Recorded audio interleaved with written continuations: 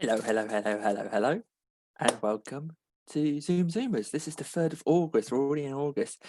I'm Damien Cross at DC_F1 on Twitter, but I know you're not really here to see me, so I'm going to let the guys in now. I can see there's a few people in the waiting room, and of course, more people to join as the evening goes on. As always, apologies for any bad language. I'm sure they'll all be incredibly well behaved, but we'll have to just see what happens. So if you're watching a live on YouTube, feel free to comment as we're going along. And if you're watching back, make sure that you like and share the video as well. And oh, I can see quite a few faces there. Cammie is actually very, very branded up right now. Cammie, what's going on here? Oh, I've got some new merch from Ford, and in celebration of my good result the other day, so I thought indeed, we'll come on to that in just a little while. Yeah, but I'm just going to do a few more introductions to people as we're going around. Richard, if you could let us know your name and your Twitter handle, please. Hello, I'm Rich Gooding. I'm a freelance writer and graphic designer, and my Twitter handle is @richgooding.com. Fantastic. Alan, good to have you back. Can I have your name and your Twitter handle, please? Hi there, I'm Alan Bradley. I'm host of the Motoring Podcast, and my Twitter handle is @AJPBradley, BRADLEY. Fantastic, thank you. Ian. Yo. Yo. How you doing? Yeah, Ian Cook from Pop Band Colour. That's it, Ian Cook from Pop Band Colour. And I paint Pop Band colour Colour and draw and do stuff. So the one and only Pop Band Colour. If you don't know him by now, something's gone wrong. Mark, could you let us know your name and your Twitter handle, please? Yeah, Mark Turner, and I'm at Blacktop Media UK. Excellent. Now, Craig's gone for a swig, so it's the traditional time to go for Craig. Of course. Craig Woollard, freelance motorsport journalist and historian. And this week I have a pint again. Yeah, of course you do. Fantastic to see. Naomi. Naomi Panter at Naomi Panter on Twitter. I'm a motorsport PR predominantly and co-founder of a consultancy called Navigate. Great to have you here. Now, Cammie, yes, you are very, very branded up. So let us know how things went for you this year. If anyone doesn't know, just give us a bit of a background of what you're covered in Ford things for a start, and then how your week's been. Why I'm decked out in Ford stuff. Well, the British F4 are coming to Brands Hatch, and one of our Fordzilla drivers, Luke Browning, is a driver in Formula 4. Of course, Formula 4 is like the support race for the British touring cars. So the plan was about 5 or 6 of the Fordzilla drivers were all going to meet up at Brands Hatch. We're all going to be decked out in gear. So Ford sent me a box to take up to Brands Hatch with all the gear. But unfortunately, the event's been cancelled because of COVID. Yeah, Brands Hatch sold tickets. Brands Hatch it's the same group that own Donington Park and Alton Park. And one by one, all of those were cancelled to the public, but Brands Hatch kept selling tickets. Oh, really? Which is a bit, sort of got our hopes up. And then they said, oh, no, now we can't let anybody in. So, that's a huge shame. I know from the touring car side of things, there's a few Facebook forums that were quite excited by the fact that touring cars had been classed as an elite sport and suddenly became came under the bracket of being an elite sport, and the rules sort of changed when that happened. So a few of the groups have changed their names. So I guess the event that you were going to go to, that wasn't a contemporary touring car thing, that was a historic touring car thing, is that right? Or no, that was the British Touring Car Championship. It was, yeah. And it's still yeah, they're still selling tickets right to the last minute, and then are they going to give guys refunds, or maybe in 3 or 4 weeks' time? Yeah. Right. That's the way. What a huge shame. But so you guys going to get a chance to meet up again? We've changed our plans. We're going to go to the exciting Milton Keynes. There's a simulator centre there and a Red Bull centre. So maybe 4 of us are going to meet up there and see if we can do some sort of simulator race experience. Oh, that sounds good. I said it'd perhaps be a nice place for us all to meet, but then but Cammie's here, so if we all turn up to a simulator experience with Cammie, it's going to be finished, gone away by the time we're going. Well, what a shame, but hopefully you'll all get to meet and have a good time at Milton Keynes instead. I'm sure Milton Keynes is a thrilling place to go. And I've never been. You've never been? Never No. been. I don't know there's a lot of people grinning. Like, got one word for Yeah. Milton Keynes. What is it? I don't know. How would you all describe Milton Keynes? Roundabout. Roundabout. Roundabout. That's, Yeah. yeah. Okay. Roundabouty. It's all got yeah, names as sort of well. stuff. It's not as bad as everybody says. There we go. Alan tried to say it, but the webcam wouldn't let him, and it froze up just as he was saying it. Yeah, no, Milton Keynes is it's a funny little spot in insurance terms, for example, because there are so many roundabouts there. Their insurance premiums are slightly different because they have to take into account that although it's a low risk area in terms of theft and that kind of thing compared to similar places, there just happens to be so many chances to go into the back of someone. So yeah, that's one element that puts their insurance up a little bit. Sorry, Do you want another useless Milton Keynes fact whilst we're on that? Go on, Ed. Yeah. Yes, Go on, please. Ed. God. So I was on the launch of the new current Nissan Juke, and what they did was in Japan and America, they don't have roundabouts. So they took some of the Japanese engineers around Milton Keynes. They were shocked by just what you have to do to negotiate a roundabout. They went out one night and they scanned one of the roundabouts and recreated it at the Nissan test track in Japan. So there is scanned into the Nissan test track in Japan. There you go. That was one of the most interesting parts of the day. That and the trip round. Wow. Do you know which roundabout it was? No, but I could look back at my notes. Go And there tell as a you. tourist destination. yeah. Nissans are just really good around that one roundabout. Yeah, We've got a others few are more crap. people joining us here. So LA, could you let us know your name and your Twitter handle for us, please? Oh yeah, it's LA. And my Twitter handle is @1_LA. Fantastic, thank you. And Ben as well, please. Hello. Yeah, my name's Ben Hodges. My Twitter handle is @BenSV Hodges. Yep, that's the one. Ben SV Hodges sounds like the one. Yeah. So LA, let's go back to you write for Inside F2, and so it was quite a busy weekend for you, I guess, kind of keeping an eye on what was going on at Silverstone this weekend. I kind of had the weekend off a little bit. Did you? Yeah. I sort of had alternative plans, so I did manage to watch the races, which was quite nice in a way because if I do happen to be writing the report, all you're doing is sort of listening rather than, and typing, rather than, because I have to sort of concentrate quite a lot, because as some of I've got a couple of disabilities, so I can't sort of really enjoy the watching while I'm trying to type because it's a bit of a concentration thing for me. So it was nice to just sort of sit back and kind of go, all right, yay. Yeah, and enjoy it as a fan. And I think you picked out Dan Ticktum when we spoke about it before as a potential winner. I did. I called it, and and there was even a question. So one of the, I don't know what it was. I don't think it was official F2, but one of like the Instagram Formula 2 accounts sort of said, who's your winner today for the sprint? And I didn't write a sentence. I just put Dan Ticktum. Oh, really? I mean, I know he was in P1 because of the because of the day before, because he finished in 8th, which meant the reverse grid would put him on pole.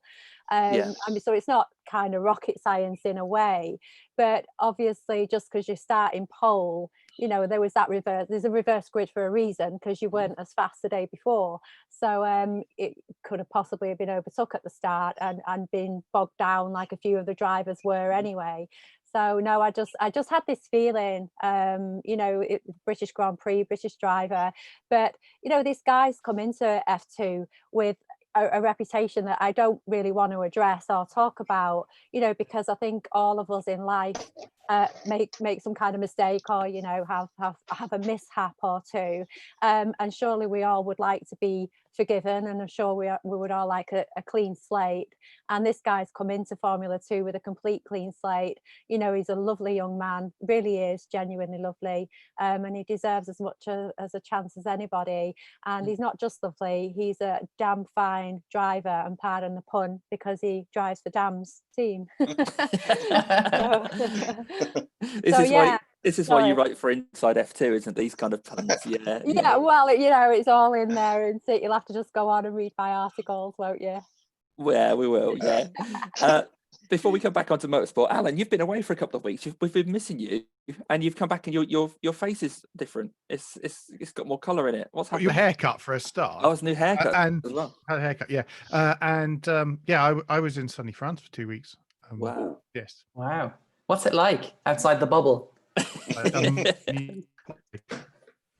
Yeah. Which, for those of you who don't know me, the fact that I have not travelled since the middle of March is kind of unusual. I'm from home through 2-3 nights a week and stuff. So actually being somewhere else was quite fantastic. Even if it didn't really go very far, didn't do much. But yeah. Oh, it was good to see you. Great to have you back as well. So that's fantastic. So apologies for anyone if I'm breaking up. I keep getting messages saying that my internet is as good as it usually is. So apologies for that. But let's talk about the Formula One this time. So obviously I'm going to come to Craig. Craig, did you watch the race? I did. Did you fall asleep during it and then wake up again with lots of shouting with a couple of laps to go? Well, that's the thing. Like, a lot of people were sort of like messaging me afterwards going, oh yeah, I just couldn't stop shouting and all that sort of stuff. But I wasn't shouting. Like my jaw just dropped to the floor in disbelief as to what I was witnessing.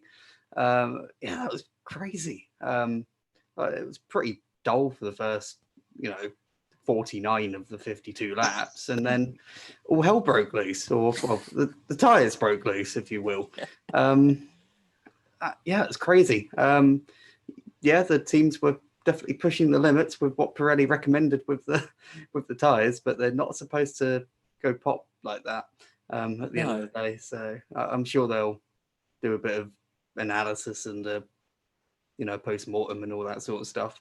But yeah, thankfully nobody was hurt at least. So yeah, it could have been, if tires went at certain points in the track, thinking of Stowe and things like that, and when obviously we've seen the damage that Stowe can go if you head straight into the wall there. Do you think? I believe the next race the tires are going to be softer compounds overall. Is that true? So is it a nailed on 2-stopper then for the next race? Do you think? I think some of it will depend on what the temperature does as well, but it is expected to be hotter, like it was on Friday. Then it cooled down quite a bit, so I think we are definitely looking at a 2-stopper. That doesn't necessarily mean it's immediately going to be any more exciting. I would like to see alternative strategies, so like maybe a 1-stop, maybe a 2-stop, maybe a 2-stop, maybe a 3-stop, that sort of thing. That's where it starts to get really, really interesting. But yeah, it is sort of starting to swing towards a slam dunk 2-stop. Some of the people that I know who work within Formula One suggest that actually having softer compounds might actually make it easier for the tires, because they might not necessarily go through the same sort of graining phase that the harder compounds tend to do. Okay. Throw in a bit of fun into it, Craig. Do you not feel like after all these, a couple of years with Lewis always moaning about his tyres, and can you imagine sort of that boy cry wolf scenario where he's like, no, my tyres, they're really going, guys, honestly, and they're all going, yeah, all right, Lewis, of course it is, and then look what happens. It has become a bit of a meme, sort of the Bono, my tyres are gone, in reference to his race engineer Pete Bonington.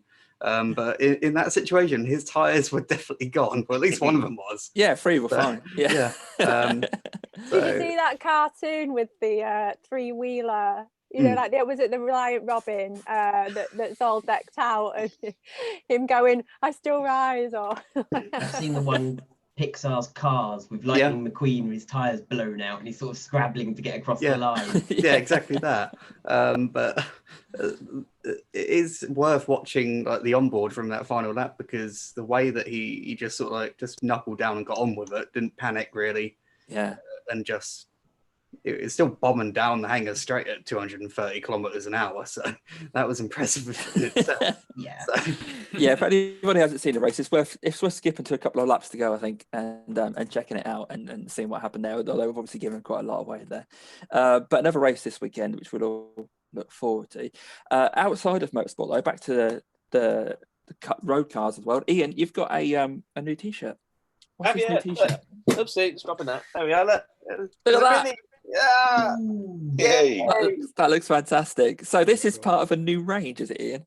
Yeah, it's part of the new series. Yeah, so I've just literally picked up the first lot, and thank you, Craig, for ordering. Yours is on the way, so it's it's exciting. So, but it's been a busy old week. I've been back painting, which is a bit weird to get back to painting. We all saw your paintings at Silverstone. It's cool. Yeah, they've been there for 4 years. It's quite a funny story about them kind of being sneaked in on the Wednesday before the F1 started, and we literally just did it on the sly. And security guards going, "What are you doing?" Yeah. I just had to sneak the van in, and I had to drive across the Stowe circuit because I couldn't get in from the other way, so I had to drive my van around the back of Silverstone, where Aston Martin are now, and drive it because I know where World Endurance they use that old bit of track, so I had to drive around there and sneak it in, and but it's still, and they still look good now. They still look alright. So those how big were those individual? They're full size reproductions. So they're on metal. They're on Dibond metal. When I've just delivered another load of some more to a car company today for their new head office, which is quite exciting. So that's going to be hopefully out tomorrow, maybe. And then I did the Mahindra Formula E poster art for the Berlin round, which is Berlin this week. So got that painted, but it was really odd painting. It was really hard to get back into it. Well, how long do those larger ones take you then to do? So 7, 10 hours, 14 hours. Depends on how that's quite the Mahindra one's been quite complex because they've been putting in like detail about the circuit, and so every single one has been like a very different theme. So I think my favorite one was the Mexico one where they did the Day of the Dead helmet. Which is pretty cool. I really like that one. So this one had like the Berlin wall, like the Berlin graffiti wall, and it had the blue. There's a Travant that comes out that is a graffiti artwork on the Berlin wall, and that it takes the blue of the Travant of that into the artwork as well. So it's been a good week. It has.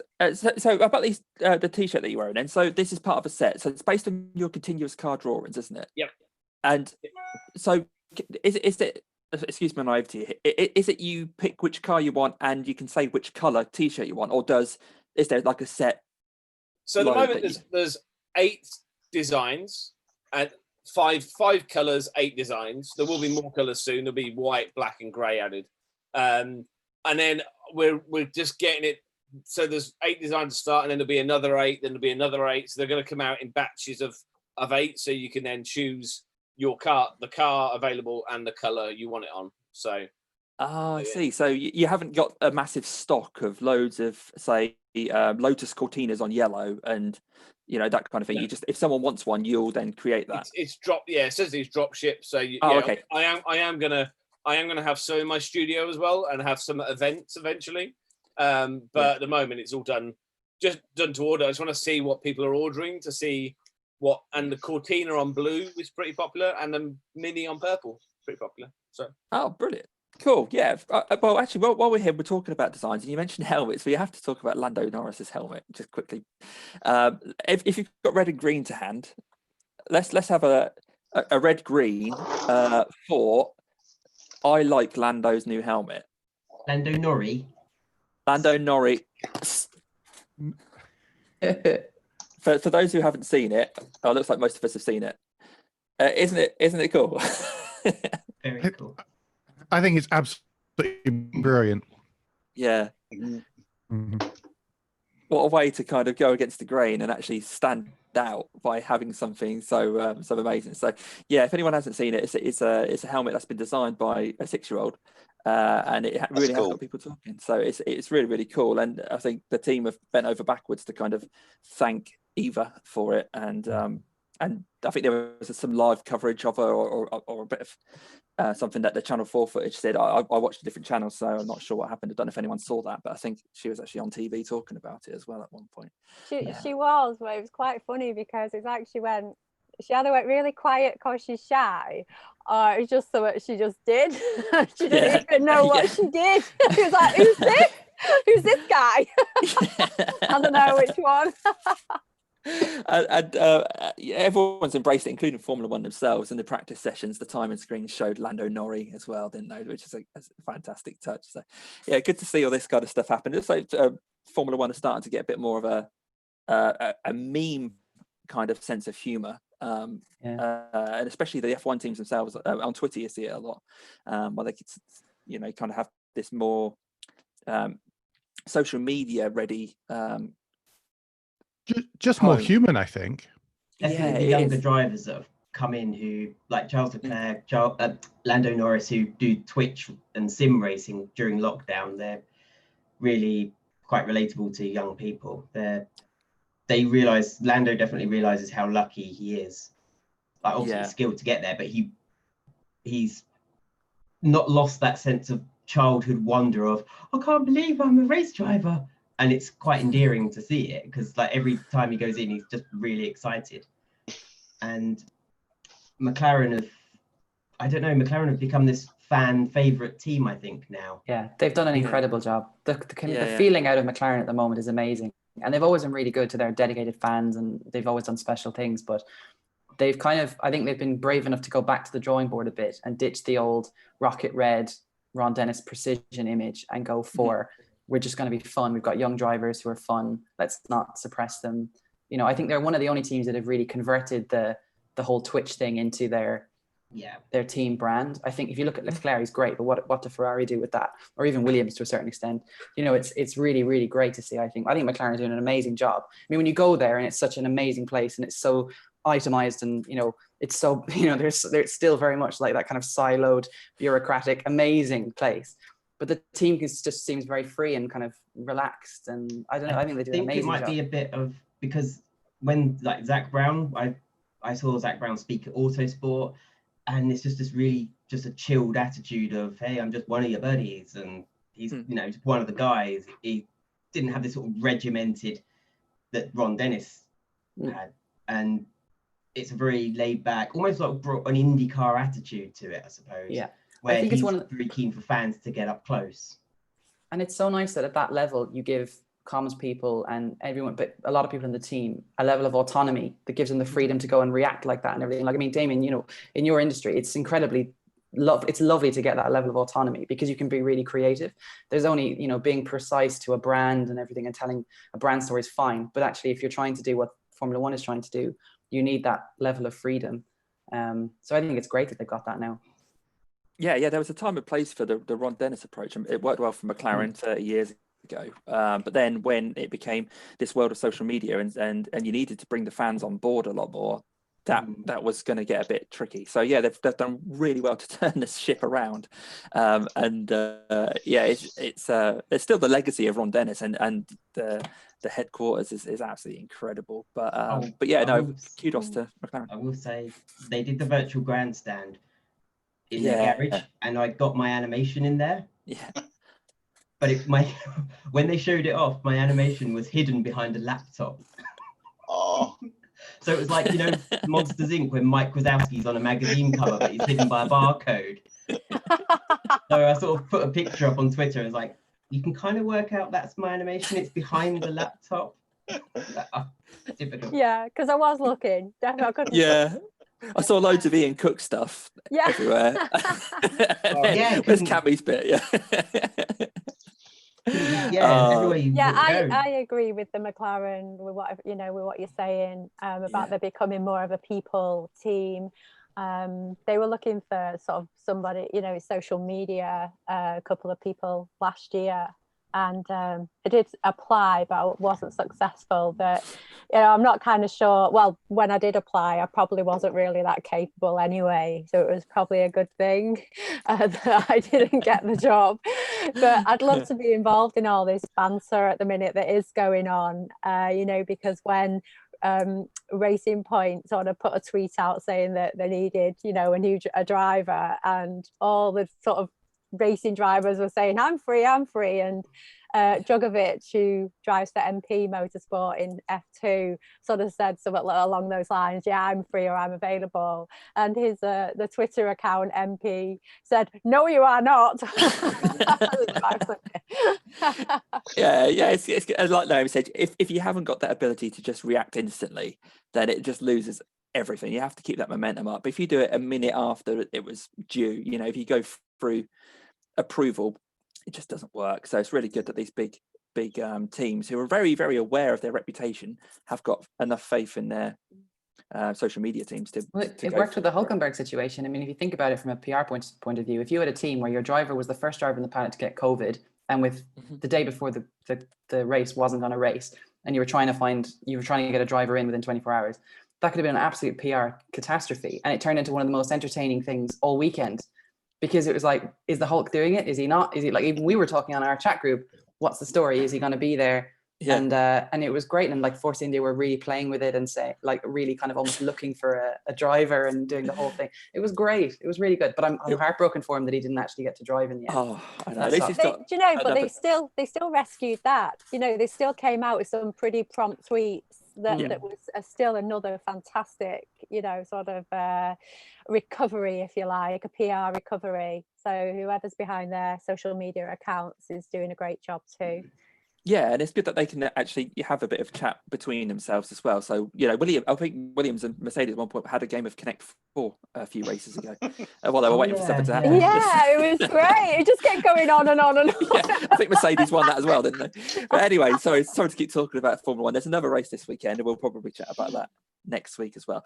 Naomi, you haven't been around for a little while because you've been super, super busy. What have you actually been doing with Navigate? I mean, we always hear you say that you've got a new company, Navigate Partners. Yeah. How's it looking? Yeah, it's been going okay. I apologize for missing last week. It has been a bit hectic. We during lockdown, I've been sort of freelance for about 2.5 years, 3 years, since I worked in race teams for years and then agencies and then went freelance. And around the beginning of lockdown, decided to start a new company. It was awful timing, ridiculous timing. But I went into business with a really good friend of mine, Christopher Foster. So we sort of started from scratch to create a new comms agency, or sort of PR and a bit of everything really. And so we've just been working really hard to build up a client base. Now you're working to get 2 people's worth of work in rather than just one. But it's been absolutely brilliant, really, really good. And really enjoying it. It's quite nice to work. I think a lot of people here are freelance or self-employed, and it's very nice to work hard on something that's entirely yours when you're not trying to protect a company or make someone else successful. You want to build something you can be really proud of and have that level of autonomy also to decide what you want to work on. So it's been really, really fun, but a lot of it's in America, which is why sometimes I just can't be on a call. Like Jess, I've gone for the American market. But it's going really well, thank you. Really, really, really enjoying it. There's a lot of cool stuff we're working on that we're not allowed to talk about, which is really frustrating because some of it is really cool. But we'll talk about it soon. So maybe in the next couple of weeks I'll be able to share what we're doing. Sounds great. So it sounds like you and Jess, one of you is on the East Coast, one's on the West Coast, and you're going to just take the place over. That's the plan. Yeah, that'd be good. Have you had a chance, Naomi, to look at the theme of the week for this week, which was, is there a car that you really, really loved as a child and really thought was fantastic as a child, but now you're a bit older, you realise it's a bit rubbish? Have you had a chance to think about that? Yeah, I have. And I hesitate to ever say a car is rubbish, because I think if you have a car, you're lucky to have a car. So I think whatever I say is through the lens of it's entirely subjective and whatever. Yeah. But it was really, really difficult to pick one. So there was things that were really kind of slightly obvious ones, maybe like a Chrysler Crossfire, something like that, which would have been the first sports car I'd sat in as a young person in a showroom and thought, this is the bee's knees. But the only thing I could think of was the original well, I'd say Mark 1 is probably what it'd be called, 3-door Freelander. Oh, okay. And I again, I hesitate to say anything is rubbish because it's not rubbish, but my dad had 3 Freelanders in a row. And they were all these from the sort of Mark, we just basically had the 3 models that were kind of progressing.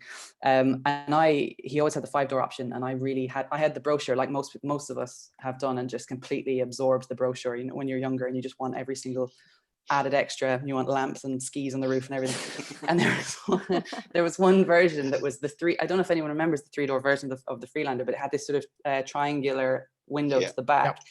And I feel like there was one spec, I could be wrong, and maybe I imagined it, but where almost that window section was taken off almost, but it was very much geared towards it be this like super utility vehicle. And loads of the images had skis on the roof or like smashing through sand dunes and all this kind of stuff. I'm pretty sure it wasn't capable of any of that. And it was, but I really wanted my dad to get this thing, and I absolutely adored it, but he always went for this 5-door thing, which looked a bit more boxy and a bit more boring. But it was only really as I started to learn to drive and had to like pick up my parents from a night out or something like that I realized how much I loathed it, the gearbox in particular. I could never find a gear, and I'm not a bad driver, but I could never find the gears at all. But I think that would probably be my suggestion. I couldn't think of anything else, because I think I think really the only cars that I don't really have any interest in these days are cars that are out of reach. I think we discussed it before in our like £2 million garage or whatever. I really struggle to covet like a £10 million V12 bananas 1 of 10 car. I just can't connect with it. I'd much rather something that's just out of reach, like I've always said, a Morgan or something like that is always so. That's the kind of car I love. But yeah, that's my answer. 3-door Freelander. 3-door Freelander, fantastic. I used to know somebody who had one, and we used to joke all the time that Land Rovers are supposed to be able to take on mountains, but he can't even get to Tesco's because it just used to break down all the time. It was a disaster. And working with breakdown companies as well, there was just this running joke about Freelanders are always on the back of their lorries. How many Freelanders have you done today? So yeah, like I said, we don't want to slag off any cars, but that one was a bit pants, wasn't it? Okay, Richard, how about you? I've got no experience with driving this one, but when I was a teenager, I think it was a teenager, I'm not sure why, but I used to quite like the Nissan Prairie. No idea why. It's not the most so cool, sexy thing in the world. It was something about the shape of it, I think. Wow, that's a nice angle. Nice. There you go. You really like that? Yeah. Before my time, I think. Oh, you could probably buy one now, Richard, if you want. Yeah, probably. I wouldn't, but yeah, probably. Yeah, for like £1. Yeah. That one, I noticed that one's 2-tone. Yeah. Oh yeah, that's proper a classy. Stripes on it. Probably limited edition. It's JDM, yo. Oh yeah. So yeah, no idea why, but I think they were quite cool. But... Cool. Thank you. LA, how about you? Did you get a chance to see the theme of the week this week? I did. I don't actually know if it's a rubbish or a good car, right. but I picked it because it was one of my uncle's cars, and it's a Mark II Jag. Oh, okay. So it was white with the red seats inside and all of that, and the walnut dash and everything. But his seemed to break down a lot, so I just kind of felt like that was probably a bit rubbish. But when I had a quick look tonight on Wikipedia, because it's very informative, and it's quite funny, some of the description of it, because it said it gained a reputation as a capable car among criminals and law enforcement alike, obviously because of its speed. And then it said, obviously it's been in fictional TV shows and all that kind of thing. But I just kind of thought to myself, yeah, we're from quite a poor family, but my uncle was living in a big, massive house at the time. And I just think, wonder what he did with his car. I'm only kidding. I'm not accusing my uncle of being a criminal, but it just made me laugh when I read the description. That's Inspector Morse's car, isn't it? Am I right? Yeah. And also, what was the eldest one called? Boswell Out of Bread. He had one. But we'll come back to those in just a moment. I'm just going to let our special guest in. So if you can see Hannah, I believe you've appeared on screen now. Can you hear us okay, Hannah? I can, yeah. Excellent, we can hear you as well. Fantastic. Thanks for joining us. Could you let us know your name and your Twitter handle first of all, please? Yeah, Hannah Gordon, and my Twitter handle is at Female Mechanic 1. Female Mechanic 1. Fantastic. Thanks for joining us, and especially at late notice as well. But I did pose the question to you as well of the theme of the week of a car that maybe you really, really liked as a youngster, but as you've grown up, you've realised it's actually a bit rubbish. I don't suppose you've had a chance to think about that, have you? No, it's kind of been put on me. I have to admit, a car that I always wanted to drive when I was growing up was a Lamborghini Diablo, and I drove one and hated it. Yeah. I mean, beautiful cars, but the clutch is terrible on it. So I'd have one to look at, but to drive, it was a bit, never drive your childhood dreams, I think. Yeah. How did you get a chance to drive a Diablo then? I was moving it. I was only literally moving it for a customer, so it wasn't a road test. I wasn't that lucky. But even just moving it around the car park, it was difficult. Oh, brilliant. But so you didn't get to work on it yourself then? You were just moving it around?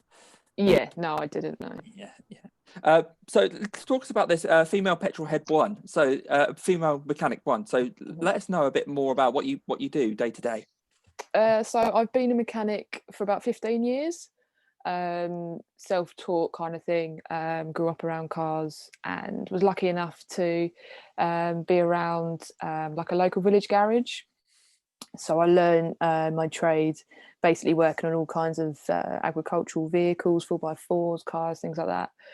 I then went into more of the classic car background. So I worked alongside Anne Anstead on some of his cars that he did at his Hertfordshire base. So we did some replica DB4 Zagatos and classic car things. I then went and I worked for a Porsche specialist in Essex. So worked on some amazing cars there, learnt a load about the gearboxes, the engines, restoration, and then I bought out so I started my company back in 2018, and I just bought out another workshop in February this year. So kind of just growing the business and buying workshops. So fantastic. So is it so what's the brand of the business then? Is there like a chain brand? Well, my company's called Spanner Tech Services Limited, and I look for companies that especially I think with the car trade as well, you get a lot of people that want to retire. It's got quite a it's owned by quite a lot of older people, garages and things like that. So my idea is moving forward is to buy them, bring them a bit more into the modern world. As much as I like classic cars, you know, the workshop I've just bought has got 4 ramps. We've done the guys have already done a hybrid course. We get a new MOT ramp all installed, and we're trying to be very kind of especially from my point of view, I want the businesses I own to be very welcoming. We pride ourselves in, you know, helping people, being very approachable, and just trying to change the reputation of the car trade, really. Oh, that sounds fantastic. Now, can I just sort of say to that? If that's all right, Hannah. That kind of sort of welcome news. You know, I hate to come across as some sort of typical woman, but I always feel, even at this age that I am now, that, you know, people see me coming a mile off. I don't know a great amount of cars, but what I do know is my own car when I have it for a number of years. And, you know, I've been ripped off so much over the years, even by named dealers of cars, not just sort of private garages, because it's just like people see me come in, and if they tell me that something's wrong with it, then I wouldn't know to second guess it or to check it myself. And I think that I would like to know that there are people like you out there that, you know, would look after everybody, whatever gender they might be, but specifically if someone can feel a bit more confident in going to somebody like you, thinking at least they're going to be honest and fair. Yeah, I mean, I think the thing with the car trade is, and I've been in it a long time now, is the fact that it's cars are so complicated. You know, they've got so much that can go wrong, and to expect someone to understand that is really difficult. And we try and explain in quite simple terms, you know, what is going on, how much it's going to cost, what we're going to do, and quite often we'll keep the parts. We'll show the person actually, you know, what where their money's gone and things like that. It's a very, you know, you'll always get some customers that think you're ripping them off, and it's a real shame because they've been to people that probably have done, and we're getting the backlash from it. Yeah, because I mean, I had some work done by a car company beginning with P, and I went over some debris on the motorway, and it absolutely destroyed my exhaust, my catalytic converter, everything. So the whole unit had to be replaced and cost quite a few £100. And they actually said, these are going to be the genuine parts. These are going to be P parts. They're not just going to be a cheaper version. And a couple of years later, when I had to take it in for something else, the guy, it was a different garage, different mechanic, and he said, these are absolutely not genuine P parts. He said, come and have a look, I'll lift it for you. So I'd been absolutely ripped off by being told they were genuine, and I couldn't, that was something I couldn't check myself, or something I wouldn't even really know what to look for. But instead of something costing maybe £400 or £500, it cost me £1,000. And I thought, you've just, that's what I mean by rip off, you know, not, you know what I mean. So I've always loved the idea as well. It's not even like a specific to women or anything, but I've always loved the idea of being like an evening basic mechanics course. I always thought it'd just be a great thing, not because you expect to fix your car, but because you have some sort of connection with what's actually going on around you. Yeah, I'd the love amount of to do something like people that don't know how to, you know, check water, check oil, do their tyre pressures. I mean, there has been talks. I've held talks with some dealers about doing an evening course for people, and it just hasn't materialised yet. But it is something that I've looked into. Potentially do like a little YouTube series of it all. But it's really difficult to kind of get across to people how important it is to check, you know, levels and tire pressures and things like that, because modern cars are so susceptible to little changes in anything, you know, and warning lights come up constantly, and sometimes it's only something small, but it really does worry the person. So it's more about like the maintenance of things. But it's they're such you know, they're getting worse, they're getting more and more complicated. That's why I stick to the classic cars. But the guys that work for me, they do all the complicated stuff, all the electric things like that. Hannah, I'm just thinking, like, for people watching, where is your garage based? So my garage is based on the Cambridgeshire and Suffolk border, near Cambridge. So I'm just along there. So yeah, just up kind of there. But I mean, you know, I've always been happy to talk to anyone if they've got any car troubles, or if they feel like potentially are getting ripped off, and things like that. So if anyone wanted to speak to me or didn't feel comfortable with stuff that's been done to their car, they can contact me via Twitter or Instagram, and I'd be happy to kind of have a look and see what the garage have said about something. You're always dead helpful on Twitter. I see you speaking to a few people that have got issues, and you've always offered really good advice. I try. I don't know everything. Is there it's more of a general question to everyone really, but is there more of a scene now for electrification of classic cars? So yeah, I'm currently restoring an MG BGT, and actually I put it on Twitter about it, and someone actually put because I've taken the engine out, I've taken the gearbox out, and I'm putting in a Mazda MX-5 engine and gearbox in it. And someone actually said to me, why don't you make it electric? I think there is a huge market for it, but personally for me, I love the sound of a combustion engine. I'm very old school on that kind of front, but I think in time there will be plenty of classic cars. I think if you've got a classic car that's very abundant, so like an MG, a Mini, you know, there's a lot of them around, put an electric generator and things like that's fine, I think. But if you've got a very rare classic car, I really wouldn't recommend putting an electric setup in it. Yeah, I think that's a good way of doing things. There's room for everything if there's enough of it to go around, isn't there? So if people want electric, they go for electric. But yeah, like I like the idea of keeping the rare ones as they are. MX-5 engine conversion, I agree. Good choice. Now, Hannah, I'm not sure how many of these you've seen, if any, but it's traditional for us to give a bit of a challenge to a guest with the track day owned scrap wheel. Have you seen the track day owned scrap wheel before? No. No, okay, well, it's exactly as it sounds. I'm just going to share my screen. There'll be a wheel that comes up. We'll spin it 3 times, and it will generate 3 different cars for you at random. So you just choose one that is one to take on track, and then another one for you to keep, and then the other one has to be scrapped. So if you guys can let me know when you see the Track Day Own scrap wheel, our favourite thing in the world. Where does it come up? Yeah, are you looking at a black screen at least, or is it just? We black are screen? at the minute, yeah. Getting there. Okay. Getting there. It now says you are screen sharing, so hopefully I am screen sharing. Track Day and scrap wheel. Excellent. So don't worry, the images that you see around the edge there, they will pop up larger when we spin it. So I'm going to spin it 3 times for you, Hannah. The first car that goes for you to consider, I'll give it a couple of seconds because there's a bit of a delay, is the Dodge Viper GTS. So that's one of your 3. Okay. Okay, your next one.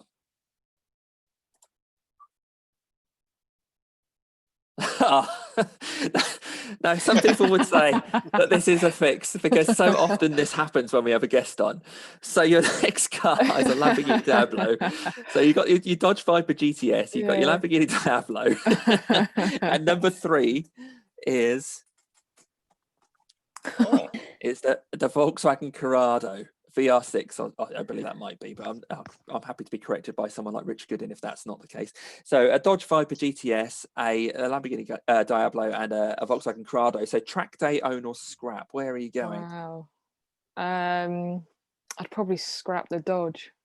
Okay. The Viper. The Viper's going in the bin. Yeah. Yeah. It would kill me probably. Just mental, aren't they? I think they got the 8.3 litre engine, and they're I think with the British weather, with the rain, I would be in a ditch every 5 minutes probably with it. So probably the Viper would be scrapped. Viper scrapped. Yep. So that leaves the Corrado and the Diablo. So you've got our Own one and Track Day one. I would. Do you know what? I'd own the Diablo. I would give it a second chance. Yeah, I would. Yeah, you always got to give something a second chance. I would just to look at it, just open up the garage and see it in there. I'd adapt maybe the clutch or do something so that I could drive it a bit better, and then track the Corrado. Do another MX-5 engine clutch conversion. in a Diablo, yeah. Could do, yeah. Yeah, it'd be hard to have those 2 cars in front of you and say, I want to own the Corrado. I guess that's a bit much, isn't it? Yeah, I saw one the other day actually though, and I hadn't seen one for ages. So they're about, but I don't think I could track the Diablo. It would be I'd end up with the biggest left leg ever when I came out of the car, I think. Fair enough. Now again, I know it's like very late though. It's last minute notice, so you probably haven't got anything close to hand, which is either red or green. But I'll give you a couple of minutes if you have got a red book and a green book, or a red car, Mark a green told car. me actually before I came on, so I have. Did he? Yeah, he gave me a heads up. There we go.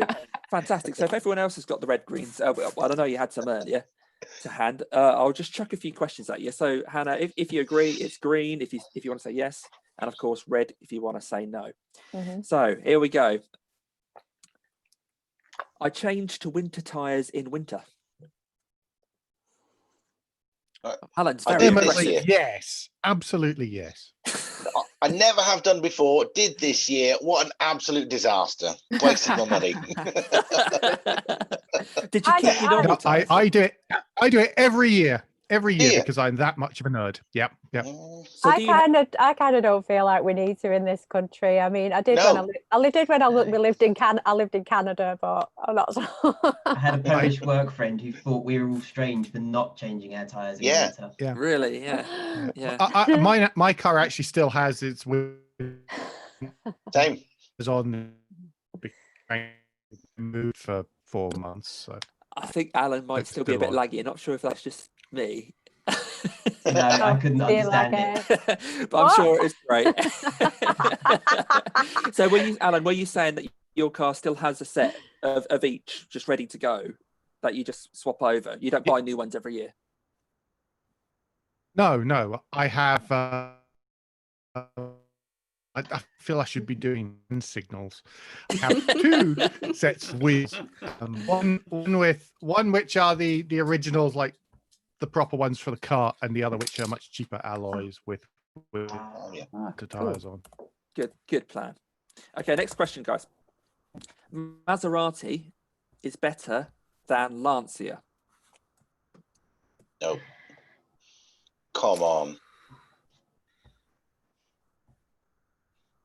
So it's only LA that's gone green. So Maserati is better than Lancia according to LA. Everyone else says no. They love a bit of Lancia. Yeah, I'm just cosmetic. You know me, I'm very shallow. It's just cosmetic. Okay, next one. I used to draw cars in books when I was a kid. Yeah. Oh, look at that. Not very well, You but I should used be to draw honest, cars you and birds. Yeah. Okay, next one. Excuse me, the car I used to draw, you looked like looked like Richard. His favourite car. No, that one you just showed us before. No, it doesn't matter. Oh, the Nissan Prairie. Oh yeah. Yeah. No, mine were all what you mean now? pointy. In the idea, the days of the supercars were just meant to take out pedestrian shins. They didn't care about pedestrian safety. So all my cars were just basically big points. Yeah, I used to doodle in the back of any book that I could get my hand on. Okay, what's this, Alan? What have you got there? He's trying to show us something. I still do Very it. nice. Still happens on meeting notes. Yeah. Yeah. Okay, next question, guys. I've travelled more than 100 miles to buy a car. Oh yeah. Oh, Craig, of course. I'd have to check Google Maps. I think mine was just on the border of 90 or I don't know. I don't remember. Maybe yes. Shop local. I don't think so. Okay. I think so. Okay, next one. I've driven. Oh, Anna, you've remembered one, have I you? remembered, yeah, when I bought my car in Canada, yeah.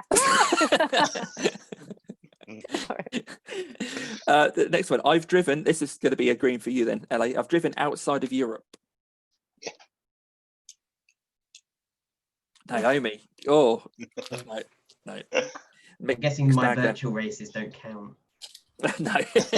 Virtual Road Atlanta. Yeah. Okay, next one. Ferrari is the most important F1 team.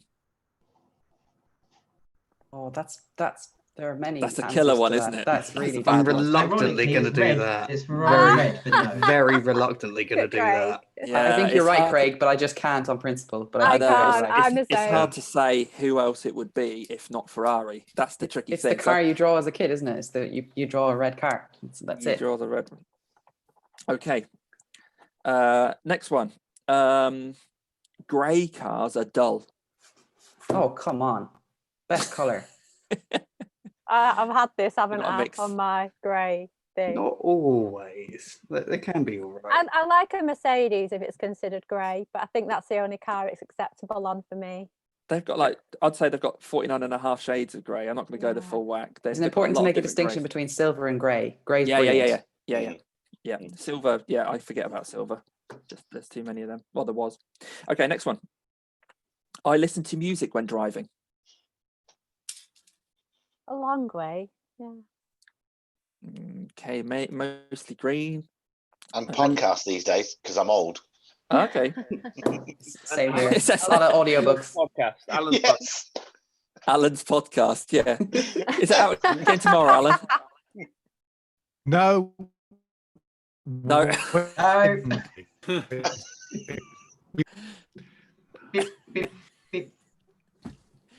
Let's hope his podcast goes better than this. Don't Wednesday. Don't try uploading it on that speed. Yeah. Weed then. Weed. Oh dear. It was weds in newlywed. Yeah. Okay, next one. Next question. I prefer aircon to winding down the windows. Not a chance. No way. Absolutely. No. I mean no. No. Mixed bag. No. Passionate there, LA. Blast in the face. Okay. Next one. I had a Scalextric set when growing up. Still got one. Only They've LA gone all that digital didn't. now, haven't they? Yeah, I think so. I'm not sure if I like that or not. I like maybe the purity of just having that one track. I don't like the switching of things. And I was quite lucky because I had a gay best friend when I was very, very young, and he didn't know at that point he was gay, but he is now. So we'd switch toys because I'd play with all his, masculine toys like his Millennium Falcon and his Scalextric, and he'd be literally playing with my Barbie and the horse and all of that business. So yeah, it was good. Are you still friends now? Yes, we are. Oh, good. Oh, brilliant. Damien, do you have a little sister that could go and pick up the car when it came off the track? Yeah. No, I've got two little sisters. One was only a year younger than me, and another one was 12 years younger. So that was really handy. Yeah, go get She the was car. really good. Yeah, go get that. Yeah, no, that was fantastic. Although mine, I never had Scalextric. I had fake Scalextric, which was always really rubbish. So never mind. Okay. I know what my helmet design would be if I was a racing driver able to afford my own design. No, I've been thinking a lot about this, but no. And you've not got there yet, no. No. I have actually got my own race design, but I haven't raced for so long now. But maybe we should do that one week. Like come up with design your own, design our own helmet. Yeah, that'd be pretty cool. That'd be cool. I'll use the winning design. I'll use the winning design on my virtual helmet. Oh wow, that sounds fantastic. Yeah, let's do it. Let's do it. Okay, maybe that's next week then. The task for next week is bring along a helmet design. I'll pop a template in the group chat or something like that. Yeah, I can draw just like Eva. So I'll win. Ian's won the internet. This is why he has an art degree. Okay. As well, occasionally. Yeah. Okay, next one. For those of you who have a car, I clean my own car. Wait, wash your car or clean it and inside? Yeah. I suppose I was thinking the outside, but then no. The outside, no. But the inside, yeah. Yeah. The last time I did it, I scratched the car. So. Oh, okay. You need a little sister to go and do that for you. That's what you need. Yeah. No, my car's it's a big Volvo. What am I going to wash all that for? It's going to take me 3 days. Look at heck. That's a good point. Okay, next one. I'm happy to wear odd socks. Yeah. No. Psychopaths who do it. Mixed bag. Unsurprisingly, Ian's gone green. I think a high Cammie, proportion did of you say us. psychopaths? Yeah. A high proportion of us work from home, so surely no one ever needs to know. Exactly. I used to back in my uni days, but that was a long time ago. Cammie, nice one, Cammie. Cammie's in a single-seater position there. No, but they feel odd as well. It's like, do you remember when they were doing the sim races and Lando was saying that his foot with the white sock on was colder than his foot with the black sock on? And I'm like, I don't know if that's psychological or just because one's thicker than the other. Who knows? I couldn't cope with the not knowing. Oh, cool. Well, that brings us to the end of the red green questions. There was one more, but I've already asked that, and that's whether you like Lando's helmet. So we kind of did that one earlier. So that's nice and green. Cool. Okay, back to cars that you thought were a bit naff. That you think are naff now, but you actually really liked as a kid. Let's go to Ben. So it's probably going to make me very unpopular, but I'm going to say the Volkswagen Beetle. Volkswagen Beetle. I was going to say that. 1974. Agree. And it belonged to my friend Katie Stock, and it was turquoise green. And I Awesome. had to drive it back from an REM concert in about the mid-90s from Milton Keynes Bowl. And it was a little bit rusty and a little bit rubbish, as in I wasn't really sure where any of the gears were. Perfect. And with my massive clown feet, I might have actually put a hole in the floor, and then I could see cat's eyes through the hole in the floor while I was driving along. And I just remember it being noisy, smelly. Yeah. And it didn't like roundabouts, of which there were like 1,000 to get out of Milton Keynes. And everyone else fell asleep around me because they were all drunk. And I was like, this car is the biggest steering wheel of any car I've ever driven. Yeah. And then 20 years later, I'm like, my word, I'm so glad that everything I've driven is better than that Volkswagen Beetle. No. Oh, brilliant. So you genuinely liked them as a kid. You were actually kind of that's a cool car. And I think it was the Herbie thing. yeah. Everyone loves Herbie. Yeah, that's true. That's true. Excellent. So Volkswagen Beetle. Excellent. Okay, next one then. LA. What? Have you done LA? Did we do yours? Yeah, I did my I haven't scribbled yours. Jaguar. Of course it was. My uncle's car is a Jaguar. Okay. That rubs me up the wrong way hearing people say Jaguar. Jaguar. Oh, that's why I'm taking the make. I hate it. Yeah, I remember. Awful. All right, Cammie, let's have yours next. Oh, have you got a picture? Yeah, because as a kid I'd seen it briefly on TV and I'd seen it in mid-90s video games and I thought it was awesome, but then sort of grew up to realise actually it's quite a mediocre car. Is that Laguna? Yeah. Oh. I used to think I'd seen it a couple times as a kid and thought, like, in the blue and yellow colours, and thought, oh, that's awesome. And then years later I saw one again. I thought, why did I like that?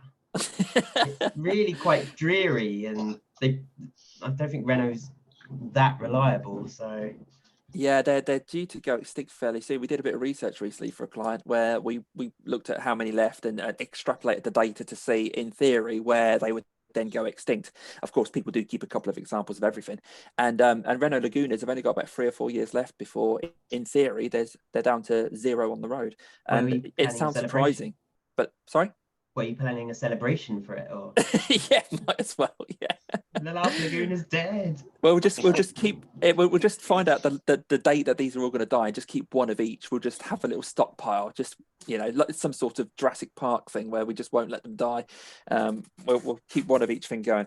Okay, thanks for that, Cammie. So the game that you mentioned was like a touring car game, I'm guessing, then, because I can't imagine it appeared. The first PlayStation, where the graphics looked like it was made out of cardboard and crayons.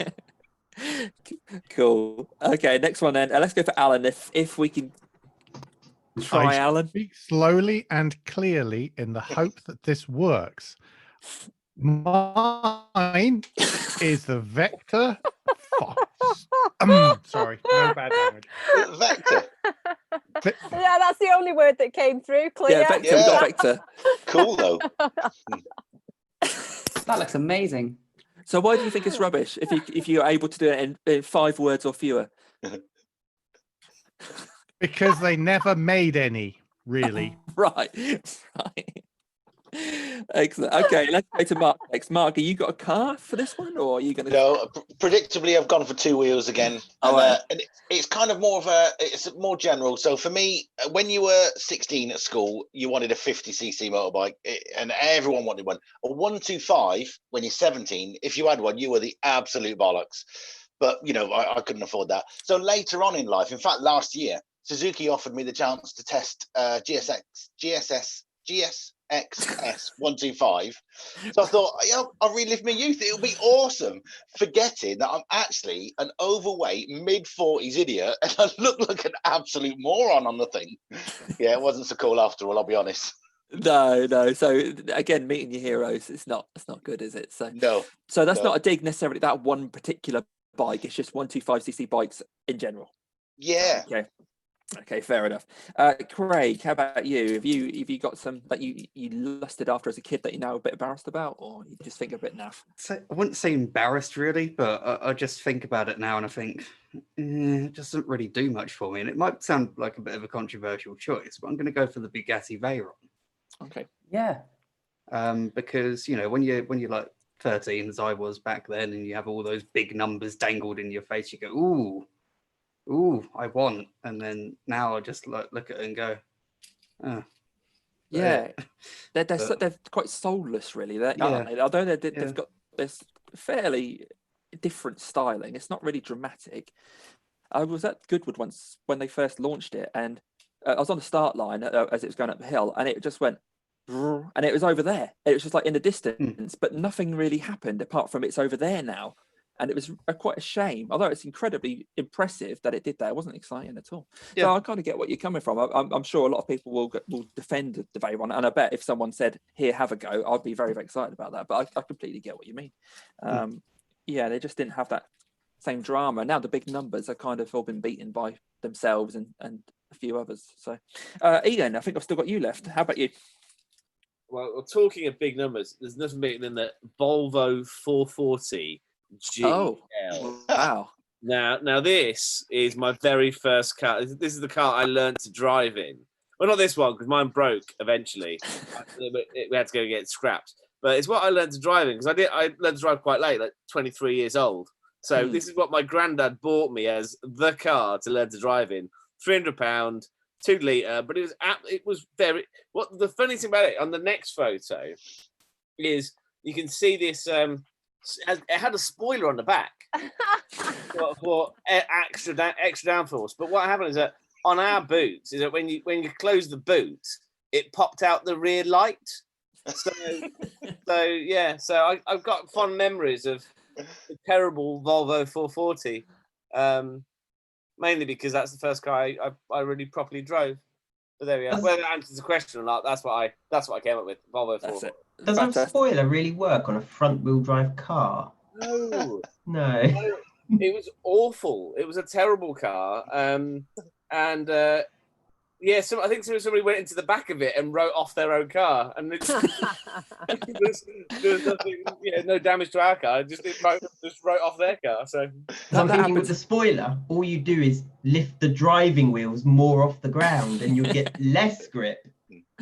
I remember what happened to it is, well, one of the things is that I used to be a barman and I parked out the back of the banks in Solihull, and it had a choke on it, and I couldn't start it, but it did end up flashing the lights, and it ended up with a police car coming round the back because they thought I was trying to case the joint. I was like, no, I've just broken down. And then my dad arrived and he just started up straight away, which was really embarrassing. So, yeah, lovely old Volvo that was. What about you, DC? Have you got one? I did have a little bit of a think. I thought I'll get away with this. So I'm not going to think about it too hard because I didn't think I'd get asked. Thank you, LA. And I guess one thing that I kind of thought was cool, again, computer games, was I like the Mitsubishi FTO, but again they're actually fairly ordinary. So that was a bit of a shame. And I always go back to, I liked the BMW 3 Series Coupes, the various generations, until I owned one. And then I found that was quite frustrating and nowhere near as sporty as I hoped. So yeah, I didn't put too much thought into it, but I suppose the first thing that I thought of was the Mitsubishi FTO, which I still think is a fairly pretty car, but I don't think it's a sports car at all. And then, the next one was a 3 Series Coupe, which is going to upset quite a few people. I'm surprised nobody said a Capri, really. I wish, right, Ford, make a new Ford Capri, but don't make it like a Nissan Duke. Just make a Ford Capri. Yeah, it's bound to be an SUV, isn't it? Like the way Chevrolet have done the Camaro. Back the Capri. Well, yeah, I mean, a local guy that runs his own car shop's got one, and he's really done a lot. He's quite handy, and he's done a lot of work on it. And now it actually, I'm assuming it works really well, because he knows his stuff. So it's a bit impressive, and I think I'd quite like to see it make a bit of a comeback, but with a bit of handiwork done to it, Hannah. So in terms of fixed head front engine rear wheel drive coupes, there isn't a lot of choice out there right now. We've got a Toyota GT86. We've got a few things where the roof comes down, but really there's not really many kind of Capri style sort of accessible cars. You've got to go German and have something that should have been a saloon but they've made into a coupe, or I mean, like I said, a Toyota's come to mind, but is there anything else out there, Ben? I mean, you're probably one of the guys to ask about this, because I don't know if you can think of any off the top of your head where it's front engine rear wheel drive, about 2 litre ish. I know they're thinking of releasing a 2 litre Supra, but as to whether it'll ever arrive, I guess we'll never know. But I mean, BMW Z4, but then that is the roof comes down on that. Yeah, it's probably just GT86, the Alpine A110 as well. Is that front engine? No, Subaru BRZ. Yes, Toyota. Yeah, isn't it's it? the same thing. Yeah, same Yeah. thing as Toyota. But then So, apart from that, there's not many. it's the Germans, I guess. Again, you know, you walk into your German dealership and they're bound to have about 65 different variations of the car that you want, all in grey. Yeah, there's the Lexus RC coupe as well, one I can think What of. is it again? What? Lexus. Lexus. Who's gonna write it down? Is it a bit Lexus like Max? RC. It's a bit like Max Headroom. I feel like I'm watching Max Headroom. I don't know. Nissan 3. Alan's woken up the group chat here. Nissan 370Z. Is that still going, Ben? Do you know if that's? You can still buy one, yeah, but that's Right. 6-cylinder, isn't it? Yeah, Which I guess it's kind of, if that's all you can get, you know. Yeah. Okay. We need to make the probably Capri. We need to make a Capri again then. Yeah. I'm not Wait, sure. I say we. There's No one trusts us. an MX-5 that's a hardtop now, isn't there? Oh Yeah, there's an RF. RF. That's yeah. it. That's it. I would like one of those. No, wait, no, That's a Ford. good Sorry, car. I like Fords. You like Fords? Yes. No other car companies Whoops. exist. Sure there'll be a Actually, Ford Cammie, Capri SUV talking soon. about. Sorry, Ben. I'm sure there'll be a Ford Capri SUV that looks exactly like the Puma, just a bit bigger. Yeah. I really hope not. Yeah, talking about a Fordzilla, Cammie, just 1 second. You've been tweeting this week because anyone watching who's into esports and wants to join the Fordzilla crew, there is a way of doing that now, isn't there? There is, yes. If anybody fancies their chances and wants to be offered a pro contract with Team Fordzilla, all you have to do is, I can hear somebody typing away already. All you have to do is enter your best lap time in a Ford GT at Spa-Francorchamps on the Forza 7 Motorsport game. Okay, what happens then? Do you get invited along to prove it, or what happens? You'll most likely need. I've not got much information about it at the moment. Okay. You most likely need video proof, or just to at least to show it on the scoreboard to show you've not faked it or anything. You'd probably be asked to repeat it anyway, just prove you can do it. But yeah, then you'll be offered a pro contract, and I believe there's some prizes from the computer hardware manufacturers BenQ and Razer. So that might entail sort of new keyboards, mice, steering wheels, monitors, things like that, to sort of better prepare you to be able to take on the pro esports, which Forza Motorsport is one of the big ones that attracts the big crowds, and they sort of have sellout arenas because Microsoft back it quite heavily. Oh, okay, that's good to know. So if anybody wants to find out, I'm sure they've got some links on your own Twitter profile and that kind of thing to go and have a look at it. Yeah, I sort of share everything. I just kind of had an idea with, even though we're probably coming to some kind of end, but we just heard Ben, but maybe Alan could have tried a bit of Morse code with something.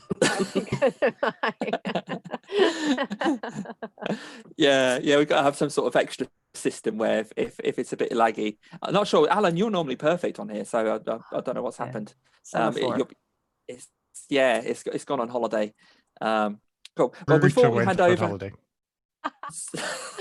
Ben was typing for Alan, apparently. Ben was typing for Alan. Before we head over to Craig for a fact of the week, what's that say? Router. Hannah, I'm just going to ask you one more question, if that's okay, to put you on the spot again. But I'm not going to ask it myself. We're going to do another spin of a wheel. So I'm just going to screen share again, and this is a wheel of random questions that some people who've been on here for a while might recognise. So let me know if you can see another wheel pop up, and we'll spin this and then ask Hannah the question. Can you guys see that? Yeah. Okay, so on the spot again, Hannah. I'm going to spin this around.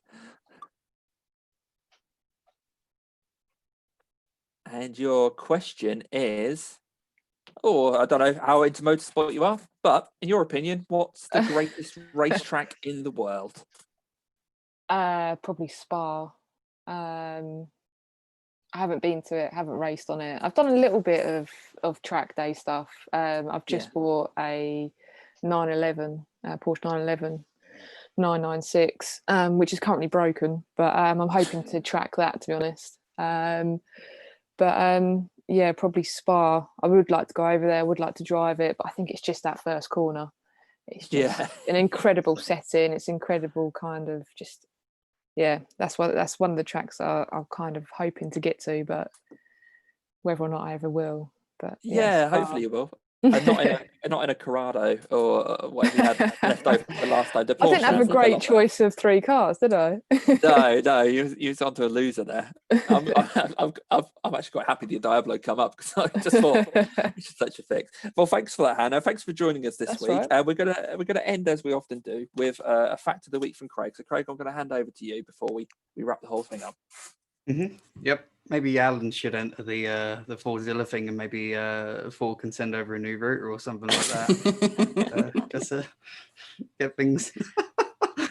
But yes, random F1 fact of the week. It is a dozen years today since Heikki Kovalainen took his only Grand Prix win at the 2008 Hungarian Grand Prix, where he became the 100th different person to win a World Championship race. I can't remember exactly how many people it is they're up to these days, but it's only like 109, 110, something like that now. But that was his only Grand Prix win. I've always thought it was a little bit unlucky with the way how his F1 career panned out, just being in the wrong place at the wrong time, up against the wrong teammates, joining a brand new team in 2010 and all that sort of stuff. But that's how it goes. He left F1 and then became a champion over in Japan. Do we know what he's doing now? I Is he suppose. still there? I think, is he? I think at the moment he's at home because of the travel restrictions. So I don't actually think he's doing anything at the moment. Probably rocking up at some random Scandinavian touring cars or something like that, knowing him. But yeah, I don't believe he's actually racing in Super GT at the moment. I think they've got a replacement in. Was it Lexus? I can't remember. Yeah, I think it was Lexus. Oddly enough, he took his first championship win when he won his first race as well, bizarrely. Won his first race and won the championship on the same day. So I think he's quite happy. Yeah, you're right, Craig, about these travel restriction at the minute. But he's hoping to join them soon. So it feels like a bit of a crime with the amount of drivers from Finland and the amount of success Finnish drivers have had that there's no Finnish Grand Prix in Formula One. Yeah, like a bit of a crying shame they've never had a home Grand Prix. It always is. There has been a Swedish Grand Prix back in the 70s, back when Ronnie Peterson and Gunnar Nilsson were active, but they both sadly passed away in '78, and then they lost interest. There is a decent circuit, I believe, with FIA Grade 1 in Finland, called the Cammie Ring, not named after Kimi Räikkönen. And they were hoping to host MotoGP this year, but I think that fell through because of obvious, reasons. But maybe next year, and maybe it will appear on the F1 calendar one day. I don't think it'd be great for F1, but I mean, it'd be fantastic to have a Finnish Grand Prix at last, I think. Yeah, that'd be good. Lots of puns when you're talking about the Finnish. So that would be something to look forward to. We did some research about 10 years ago on the different nationalities and taking the success of their drivers in Formula One, Rally, and Le Mans, and per capita, Finland was the winner of that. So they're the most successful race driving country in the world was Finland when we did that research. If you want to that win, infographic will float around somewhere. Yeah, Sorry, if you Cammie? if you want to win, hire a Finn. There you go. Yeah, what a note to end on. So thanks so much for coming along, everybody. Again, Hannah, late notice. I really appreciate you coming along. And maybe we'll have you back again another time if you kind of you fancy it and there's lots to talk about. We'll have you on again. If you could also have Alan with you to make sure that we can hear him next time as well. Because you're not a million miles away, you're sort of Midlandsy, aren't you, Alan? You kind of hop over to Hannah. We'll do it live from the workshop. Yeah, that's he'll love that. Yeah. All right, everyone, thanks ever so much for coming. If you're watching this live on YouTube, as always, it really helps if you like the video and subscribe so you can keep updates there. Leave some comments on there. During the week we will update the comments to have links to different parts of the broadcast, so you can jump to your favorite bits, the track day own scrap, the discussions about the worst cars, the cars that are now bad, all that kind of thing. But of course we'll be live on YouTube again at 8 o'clock British summertime next Monday, and we have got some other stuff coming up to fill in the gaps between the Mondays, but I'll keep that close to my chest. So thanks ever so much again for everyone for coming, and until next week, I'll see you then.